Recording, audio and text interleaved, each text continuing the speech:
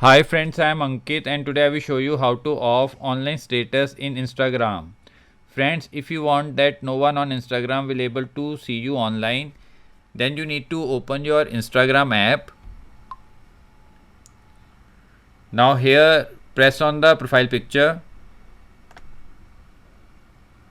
Now press on the three lines. Now here scroll it little down.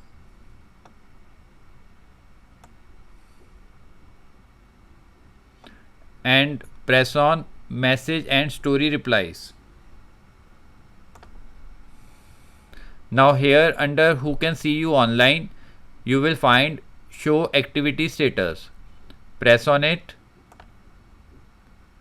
Now here you need to turn off show activity status. Now friends, no one on Instagram will able to see you online. So friends, like this you can very easily off online status in Instagram. I hope you find this video useful. If you like the video, then press on like button and don't forget to subscribe our channel and press on bell icon to receive email notifications free of cost.